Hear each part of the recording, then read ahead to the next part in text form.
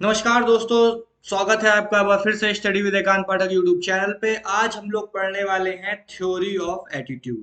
Theory of attitude हमारी क्या है? Cognitive dissonance. अब हम लोग पता करते हैं आखिरकार कॉग्निटिव डिसोनेंस होता क्या है।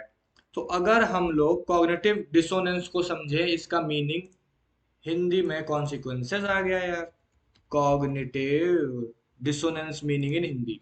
तो इसका मतलब होता है संज्ञानात्मक मतभेद। मतलब आपस में मतभेद होना किसी विचार को लेकर या किसी पर्सनल बिलीफ को लेकर, इसका मतलब ये निकल के आता है। तो एटीट्यूड के बारे में हम लोग पहले भी जान चुके हैं कि इसका मतलब होता है हमारी पर्सनल थिंकिंग किसी और के बारे में या किसी चीज को लेकर एक हमारा बिलीफ होना, हमारी स्टेट ऑफ माइंड का होना, ना कि यहाँ पे ये होता है भाव खाना या फुटेज खाना। ऐसा हमारे नेचर में आ सकता है, पर मेन एटीट्यूड का मतलब होता है कि हम किसी चीज को लेकर क्या सोचते हैं, हमारा पर्सनल बिलीफ उस बारे में क्या है।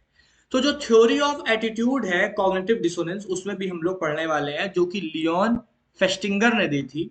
जिसका मतलब होता है हमारा क्या? संज्ञानात्मक मतभेद। ठीक है। इसमें हम लोग क्या पढ़ने वाले हैं? जो कि लेट 1950 में आई थी। इस पर्पस का थ्योरी था कि इसी के बारे में बताना कि जो संज्ञानात्मक मतभेद हो जाते हैं हमारे बिलीफ्स के और इन सब के, उनको क्या होता है। देखिए, डिसोनेंस का मतलब होता है इनकंसिस्टेंसी। मतलब वही मतभेद होना, इसका इनकंसिस्टेंसी होना, आपस में मेल मिलाव या विचारों का ना मिलना, एक तरीके से कह सकते हैं।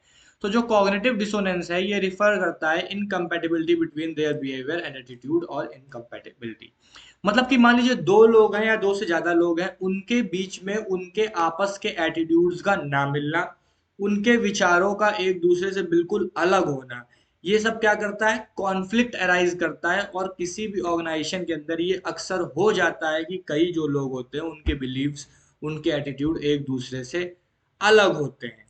ठीक है। तो in general people always prefer consistency and equilibrium in their life. General life में पीपल जो होता है वो हमेशा चाहता है कि उसे कंसिस्टेंसी मिले और इक्विलिब्रियम मिले। मतलब कि पर्सन का जैसा एटीट्यूड है वैसा ही सामने वाले का एटीट्यूड हो। सेकंड पर्सन भी यही चाहता है कि जैसा उसका एटीट्यूड है वैसा उसके सामने वाले का एटीट्यूड हो। तो इसी चीज को लेके कहीं ना कहीं दो लोगों के बीच में मतभेद हो जाता है, और इक्विलिब्रियम भी लोग बनाना चाहते हैं।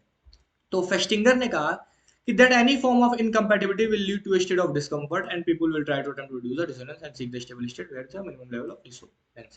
अब क्या होता है? फेस्टिंगर कहते हैं कि एटीट्यूड लोगों के अलग अलग होते हैं, ये बात सच है, इसकी वजह से कॉन्फ्लिक्ट आते हैं, ये बात भी सच है।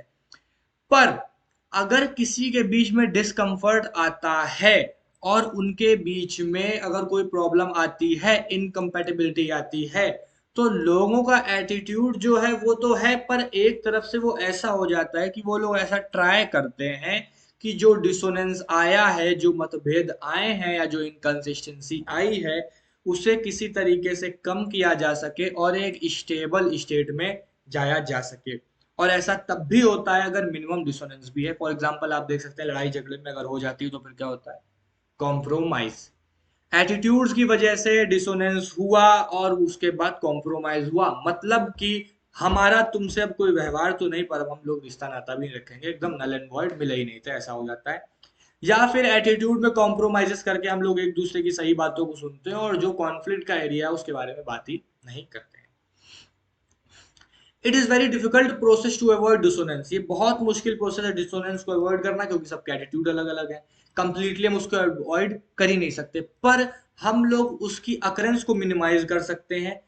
केयरफुली तरीके से हम लोग अपनी चॉइसेस को चूज कर सकते हैं, और हम लोग उस बारे में जिस पे डिसोनेंस क्रिएट होता है उसके बारे में बात नहीं कर सकते हैं, या फिर उसके बारे में एक सुझाव रख सकते हैं और भी लोगों को रख सकते हैं, और एक तरीके से अंडरस्टैंडिंग बना सकते हैं कि ठीक बात है, हो सकता है मेरा बिलीव गड़बड़ है, तुम्हारा सुन लेता हूँ। तो इस तरीके से आप कर सकते हैं। या फिर हम लोग अपने एटीट्यूड को थोड़ा बहुत चेंज कर सकते हैं अकॉर्डिंगली उस पर्टिकुलर चीज को लेकर।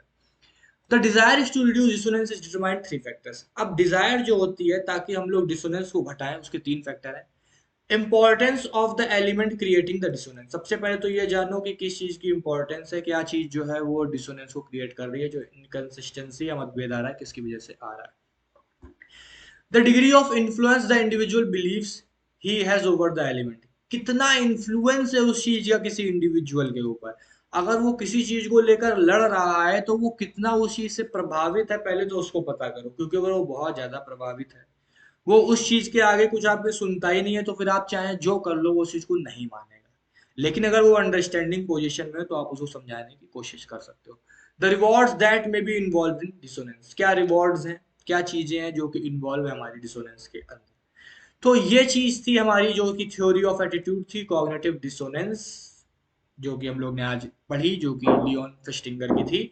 आई होप सो आपको पसंद आई होगी। पूरी प्लेलिस्ट बनी हुई ऑर्गेनाइजेशन बिहेवियर की, जिसको आप नीचे लिंक में जाके देख सकते हैं, और पेपर के पॉइंट ऑफ व्यू से मैंने पूरा एक्सप्लेन किया। आई होप सो आपको पसंद आया हो, एक तरीके से आपको नोट्स भी मिल गए। तो फिर मिलते हैं अगले वीडियो में, तब तक के लिए thank you, have a nice day. मैं हूं एकांत पाठक, आप देख रहे थे स्टडी विद एकांत पाठक यूट्यूब चैनल। चैनल को सब्सक्राइब कर दीजिएगा और वीडियो पसंद आए तो लाइक कर दीजिएगा।